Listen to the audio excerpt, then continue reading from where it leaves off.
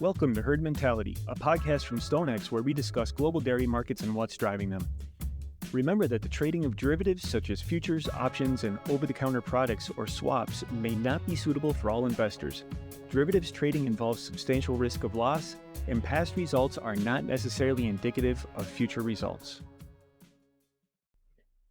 With me this week is YiFan Li. He's our Vice President of Dairy for Asia.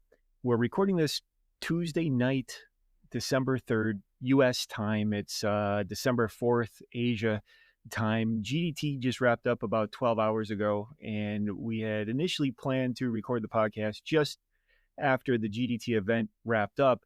But YiFan wanted to sleep on the results, and I wanted to dig into the numbers because the results were a little bit surprising and difficult to wrap a story around. YiFan, the whole milk powder futures, SGX futures, had moved above $4,000 a ton prior to the event. The skim milk powder futures were pricing in about a 2% increase. The butter futures were about flat, butter and AMF. And the whole milk powder futures just before the auction sold off to like $39.50, and that's roughly where prices ended up at the auction. But skim milk powder at the auction was down. AMF was down quite a bit, while butter was, what, about flat? No, I have that backwards. Butter was down quite a bit. AMF was basically flat. The auction overall was weaker than expected, except for whole milk powder, which was pretty close to what the market was anticipating, although it felt like maybe things were going to turn out weaker than anticipated, given how the SGX futures had sold off prior to the event. I've rambled quite a bit. It's still a confusing situation. What's your take or takeaways from the GDT auction today or yesterday? First, I would say that the people who participate in GDT auction may not be like 100% overlapped with the people who are trading on the SGX derivative. So because that if you look at the GDT, definitely that they are the people who need the physical product, but the derivative market, there can be some like speculators, some people doing the arbitrage, and also like people doing hedging, of course, that maybe will be the mainstream. So before auction, I thought that maybe the market will be, whole milk powder market will be a little bit flat, or maybe that even maybe even like have the possibility to downward slightly. That because that just yesterday that there are there's like a little bit more selling interest coming in, and the price also dropped like 50 to $70 across most of the contracted months. I would say that maybe from a speculator point of view, the market has already rallied for a couple of months. If someone is that build their long position at a decent level, maybe now it's not a bad choice to take some profits. But when we look at the GDT auction, I can see that there's like a buying interest across all the regions. It's not only about China, it's not only about Southeast Asia, it's not only about the Middle East. We can see that even when we look at the African markets, their volume increased pretty decent from last GDT auction on whole milk powder. So it just the number tells me that all of the region that they have some interest to buy, even like let's say given that the price is a bit higher compared with the past few months. The China side, I think it can be interesting when I look at the import number and export number.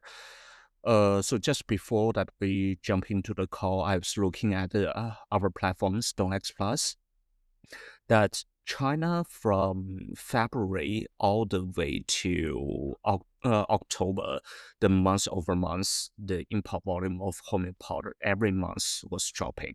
So by right, they need to buy something. So maybe that's part of the reason they're not really buying off the GDT, but most of the volume goes on the GDT. Just to clarify what you said there, the China's whole milk powder imports since February have been running below year-ago levels. And the anecdotal comments suggest that the inventory of imported product inside of China has been pretty tight.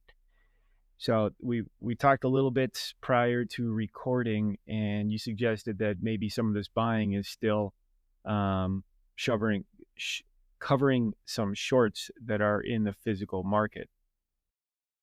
Yeah, because that the some of the distributors and maybe the traders that they pre-sold to the end user, uh, China secondary market of imported New Zealand homemade powder was in a discount over the GDT price for like quite some time. From last year all the way to the middle of this year, roughly around July, August, that in China secondary market the price is in discount. So some of the distributors and traders, they get used to like they pre-sell to their clients and maybe just buy back at a discount price in the local market. So I think that's like part of the reason that the local inventory of imported OGN homemade powder was quite low throughout the middle of the year, and when people realized that they can't or it's like quite difficult to buy back from the secondary market, the best place to buy the OGN homemade powder is from the GDT. So I see that maybe it's like some of them they were doing short covering for the past few months. Um, and one of the reasons that I was not expecting that people will be aggressive buying was because that just right before the auction, most of the emerging market currency depreciated against the US dollar. China yuan break through the 7.3, which was yeah, it's a historical low. So I would assume that the purchasing power from most of the emerging markets will not be so strong, but it's not the case. Seems like the people not too concerned about depreciate the currency. I want to circle back to the other markets, specifically Vietnam and Algeria, given the tenders that just wrapped up. But let me touch on China for one last thing. So maybe we can explain the weakness in the SGX futures prior to the event as speculators who were long taking some profit, and maybe the strength that we're still seeing in whole milk powder. It wasn't just China, so we don't want to get hung up on China. Everybody, all of the regions were relatively strong on whole milk powder. Um, but some of the buying still may be short covering or maybe starting to build a little bit of inventory of imported product inside of China. But does that suggest that underlying Chinese demand, actual consumption inside of China, has improved? I would say this: the genuine demand in China is pretty consistent in for the past like 2 or 3 months. Because that when we look at the domestic produced homemade powder price is pretty consistent because the inventory is there, the demand or a lot of the medium to smaller size end user they switch to use the domestic produced homemade powder. So my idea is that if we continue seeing the China domestic home import price not moving that much, yeah, I would think it's the demand is maybe just flat and consistent, not that super strong. Okay.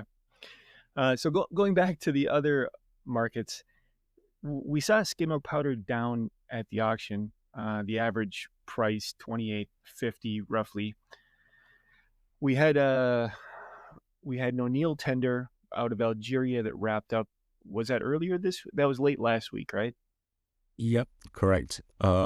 Late last week that we heard from market the result of the ONIL tender, and just earlier this week that some collection in the market saying that the Vinamilk tender also closed for the skim milk powder.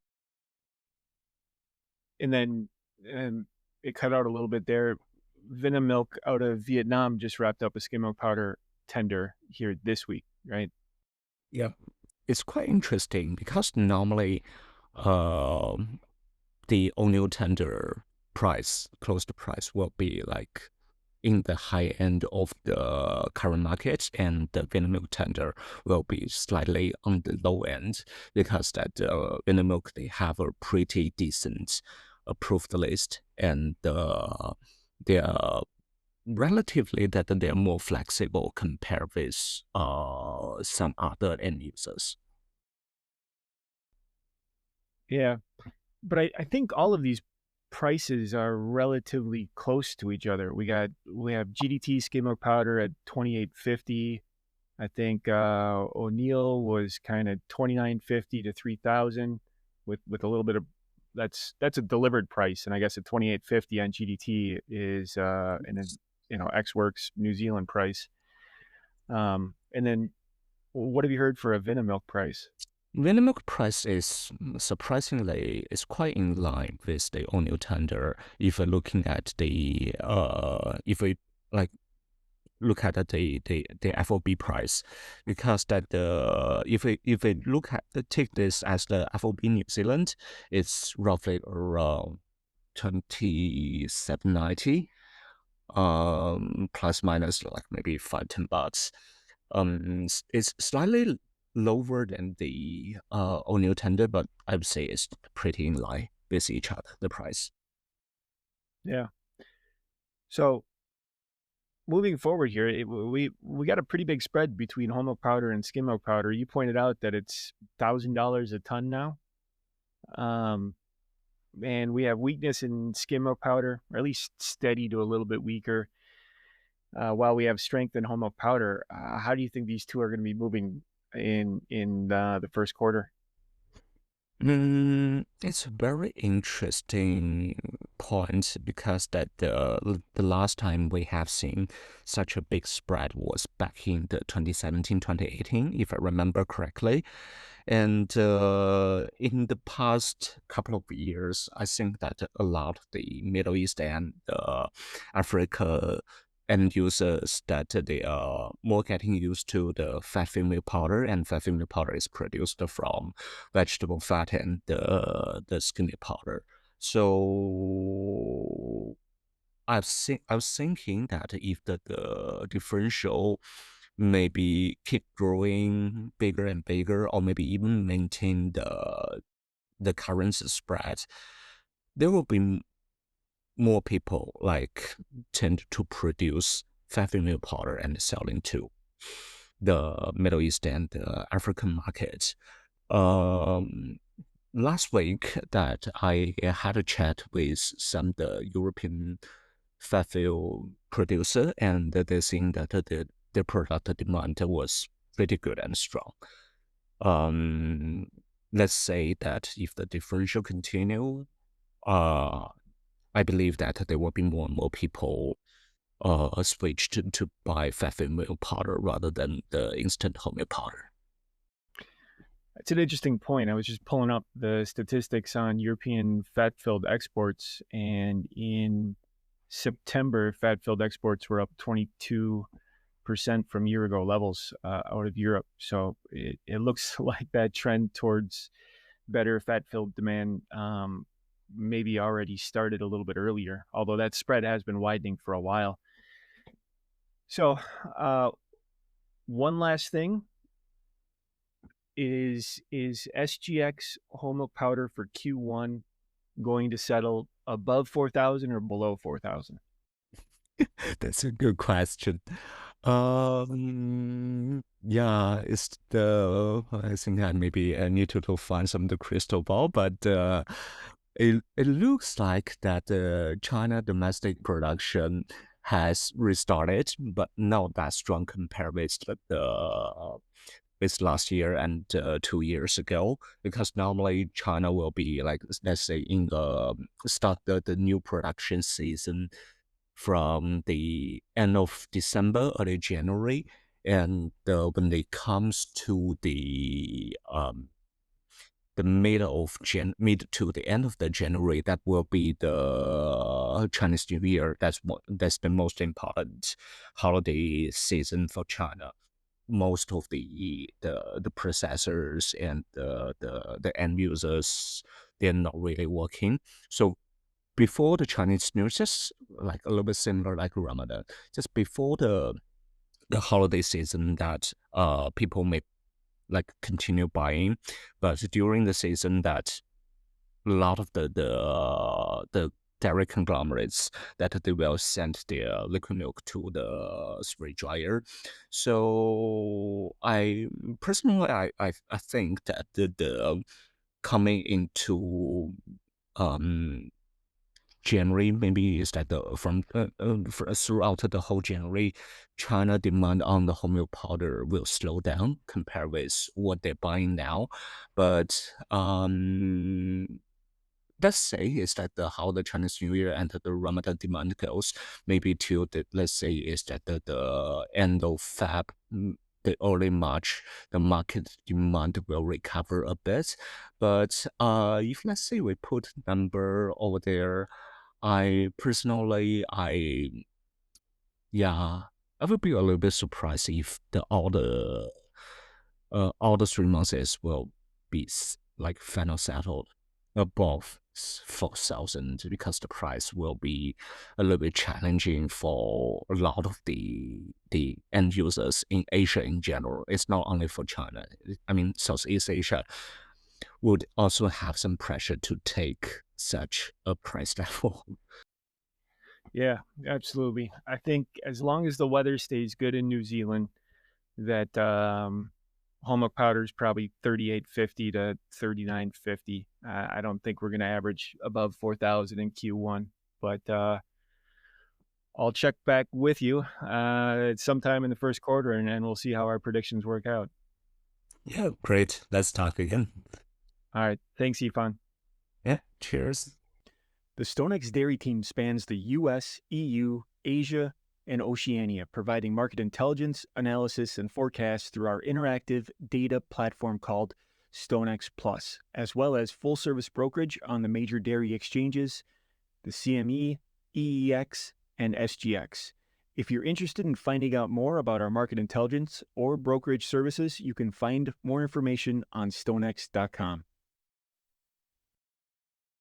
This communication is issued in the European Economic Area by StoneX Financial Europe SA, SFE by the SFE presenters noted. StoneX is the trade name used by StoneX Group Inc. and all its associated entities and subsidiaries. StoneX Group Inc. companies provide financial services worldwide through its subsidiaries, including physical commodities, securities, exchange-traded and over-the-counter, under derivatives, risk management, global payments, and foreign exchange products in accordance with applicable law in the jurisdictions where services are provided. References to certain over-the-counter products or swaps are made on behalf of StoneX Markets, LLC SXM, a member of the National Futures Association NFA and provisionally registered with the U.S. Commodity Futures Trading Commission CFTC as a swap dealer. SXM products are designed only for individuals or firms who qualify under CFTC rules as an eligible contract participant and who have been accepted as customers of SXM. Wealth management is offered through SA Stone Wealth Management Inc., member FINRA/SIPC, and SA Stone Investment Advisors Inc., and SEC Registered Investment Advisor, both wholly owned subsidiaries of StoneX Group Inc. StoneX Financial Limited SFL is registered in England and Wales. Company No. 5,616,500. 586. SFL is authorized and regulated by the Financial Conduct Authority registration number FRN 446717 to provide to professional and eligible customers including arrangement, execution and, where required, clearing derivative transactions in exchange-traded futures and options. SFL is also authorized to engage in the arrangement and execution of transactions in certain OTC products, certain securities trading, precious metals trading and payment services to eligible customers. SFL is authorized regulated by the Financial Conduct Authority under the Payment Services Regulations 2017 for the provision of payment services. SFL is a Category 1 ring dealing member of the London Metal Exchange. In addition, SFL also engages in other physically delivered commodities business and other general business activities which are unregulated and not required to be authorized by the Financial Conduct Authority. StoneX Financial Europe SA.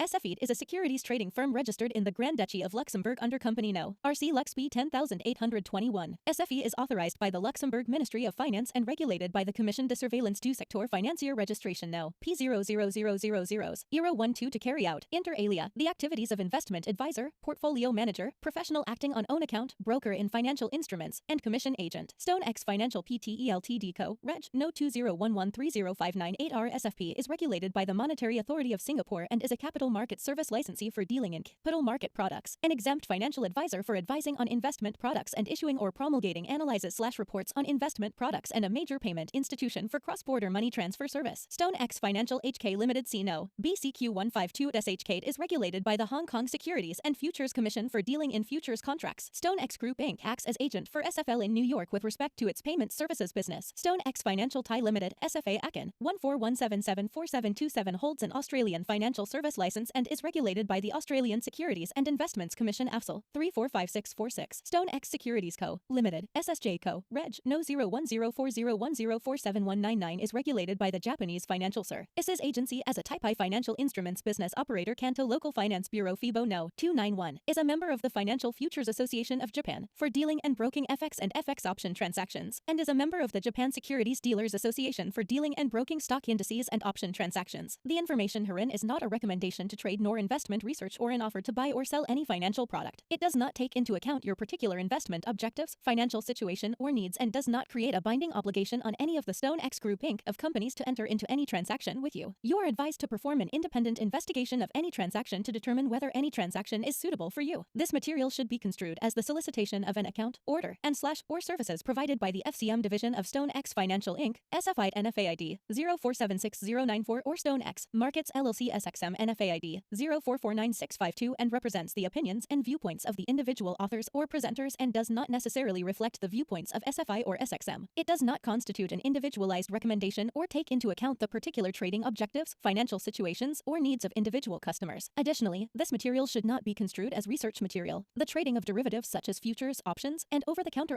products or swaps may not be suitable for all investors. Derivatives trading involves substantial risk of loss, and you should fully understand the risks prior to trading. Past results are not necessarily indicative of future results. All references to and discussion of OTC products or swaps are made solely on behalf of SXM. All references to futures and options on futures trading are made solely on behalf of SFI. SXM products are intended to be traded only by individuals or firms who qualify under CFTC rules as an eligible contract participant and who have been accepted as customers of SXM. SFI and SXM are not responsible for any redistribution of this material by third parties or any trading decisions taken by persons not intended to view this material. Information contained herein was obtained from sources believed to be reliable, but is not guaranteed as to its accuracy. Contact designated personnel from SFI or SXM for specific trading advice to meet your trading preferences. SFP may distribute analysis/report produced by its respective foreign affiliates within the StoneX Group of companies pursuant to an arrangement under Regulation 32C of the Financial Advisors Regulations. Recipients should contact SFP at 656-309-1000 for any matters arising from or in connection with this podcast. No part of this material may be copied or duplicated in any form by any means or redistributed without the prior written consent of StoneX Group Inc. The podcast herein is not directed to or intended for distribution to or use by any person or entity who is a citizen or resident of or located in any locality, state, country, or other jurisdiction where such distribution, publication, availability, or use would be contrary to law or regulation. Copyright 2024 StoneX Group Inc. All rights reserved.